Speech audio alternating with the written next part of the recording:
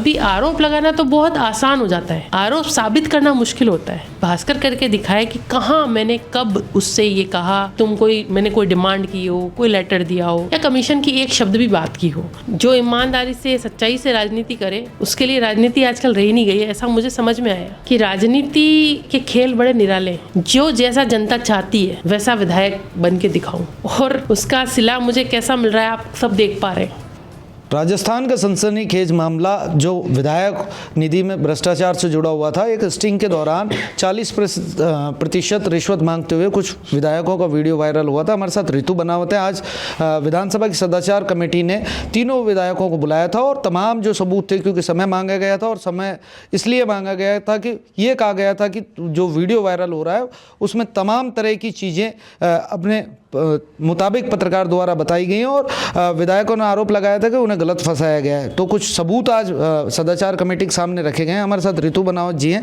Madam, आज तीनों विधायकों को आपको बुलाया गया और सदाचार कमेटी के सामने आपने अपना पक्ष रखा। किस तरह का पक्ष रखा गया और क्या सबूत पेश किए गए? देखिए, मेरे विषय में तो मुझे कुछ साबित नहीं करना है, इसलिए नहीं करना है क्योंकि मेरे विषय में सारी चीज़ उस तथाकथित पत्रकार ने भी स्वीकारी है और भास्कर ने भी स्वीकारी कि ना मैंने कोई डिमांड करी, ना कोई लेटर दिया, ना कमीशन की कोई मेरे से बात हुई। तो लेकिन फिर भी जो चीज़ें मेरे ध्यान में आई कि वो उसके दिमाग में ये था कि ऋतु बनावत को किसी न किसी तरह उलझाना है, उसके रिपोर्ट्स मैंने दिए हैं, जो सीसीटीवी फुटेजेस हैं मेरे घर के, ऑफिस के, कि वो 2-3 घंटे इंतज़ार कर रहा है कि मैडम आ जाए तो कैसे भी बात कर लूँ, मिलने के प्रयास कर रहा है, जो फ़ोन के डिटेल्स हैं वो सारी चीज़ें मैंने उनको दी है कि कहीं भी मेरी तरफ से उससे कोई संपर्क नहीं किया गया। अभी आरोप लगाना तो बहुत आसान हो जाता है, आरोप साबित करना मुश्किल होता है।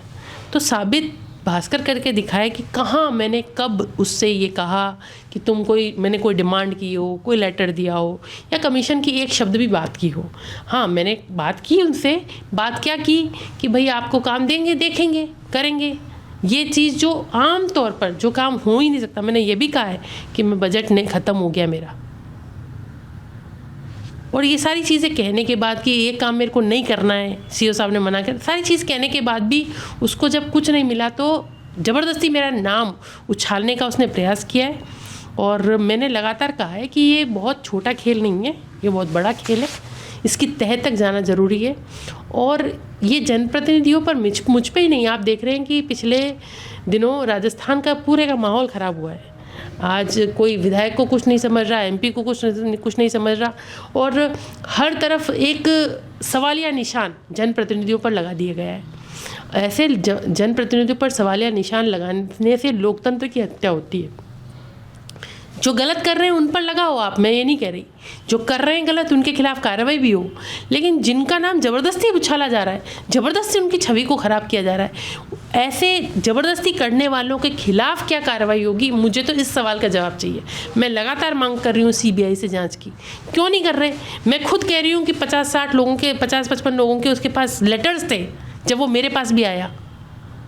अगर वो मेरे पास पहली बार आ रहा है और वीडियो बना के ले जा रहा है, तो जितने लोगों के पास वो गया होगा उसके पास वो वीडियो होंगे ना। उन वीडियोस को सामने लाया जाए। उन 50-55 लोग कौन थे जिनके, अगर या तो वो उनके फर्जी दस्तावेज काम में ले रहा है लोगों को फंसाने के लिए, ये भी तो हो सकता है। अगर वो फर्जी दस्तावेज काम में ले रहा है तो वो कितना गुनहगार है। और आप देखिए कि मेरे विषय में तो मेरे से तो कोई बात नहीं की है, ऋषि बंसल जी से भी जो बात की है उसमें ऑफर उसी के द्वारा दिया गया है, उसी ने बात करने की कोशिश की है उनसे। जब विधायक से बात हो गई, आपको क्या ज़रूरत पड़ी? मैं विधायक हूँ, आप मुझसे मिलने आए हो, जब आपकी मुझसे बात हो जाएगी तो आप क्यों किसी और के पास जाओगे? उसने कोशिश की कि उनको कैसे भी उलझाया जाए, मैनिपुलेट किया जाए। जब वो उसके झांसे में नहीं आए तो उसके द्वारा, ऋषि जी के द्वारा जो जिज्ञासावश चीज़ें उससे निकलवाने की कोशिश करी, उनको उसने छाप दिया। उसमें भी सत्यता नहीं है। उसमें भी जो वीडियो उसने डाला उसमें वो कह रहे हैं कि ना, नहीं बिल्कुल नहीं, वो चीज़ें कह रहे हैं, फिर भी छापा क्या कि बाद में ले लेंगे। अरे जब 50,000 तेने हाथ में रख दिए वो नहीं ले रहे हैं, इसका मतलब क्या है कि कहीं ना कहीं मन में है ही नहीं चीज़ करने का।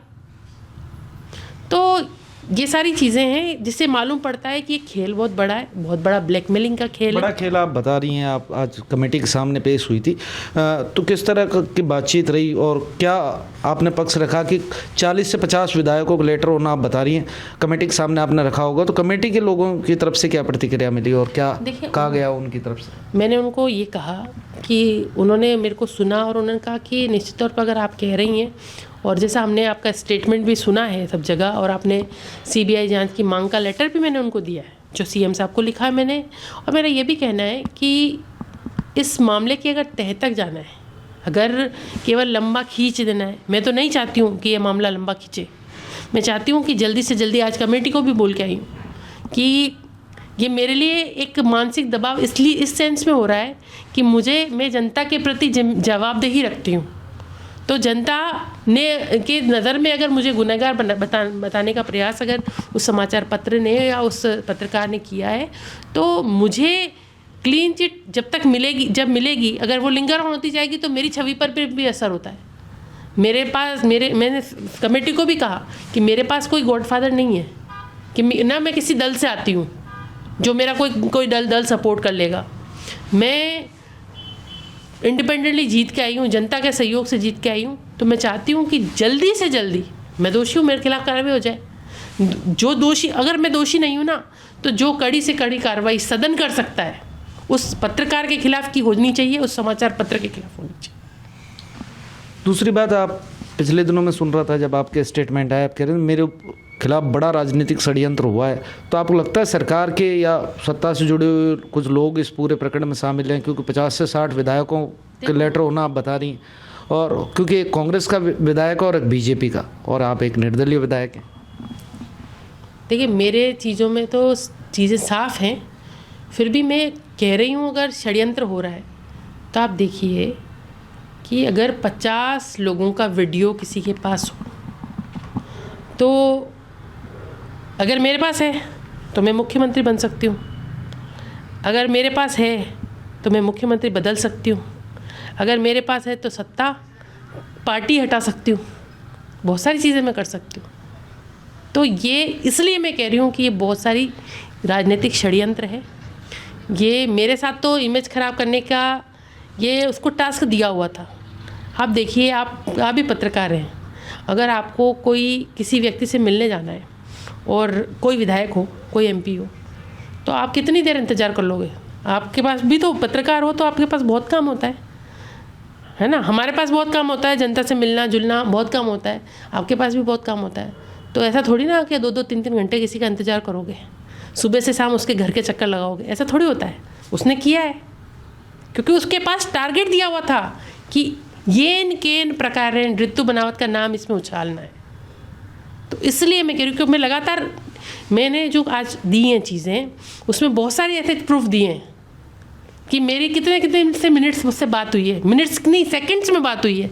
अगर मेरा इंटरेस्ट उस व्यक्ति से बात करने का होता तो मिनट में तो बात होगी, 30 सेकंड, 27 सेकंड्स, 30 सेकंड्स ऐसे बात हुई है।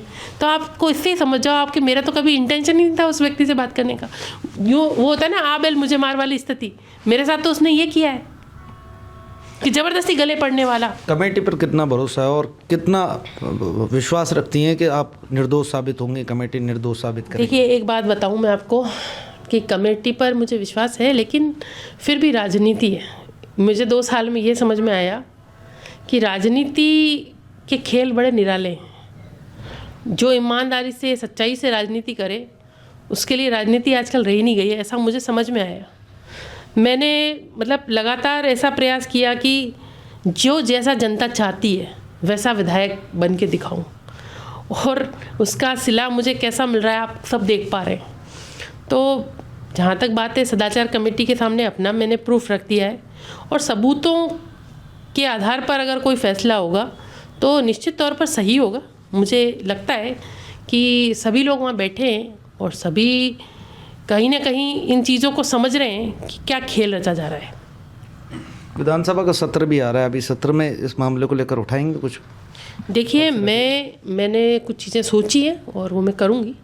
आप देखेंगे सत्र चलेगा तब मेरी भूमिका इस चीज़ में क्या रहती है।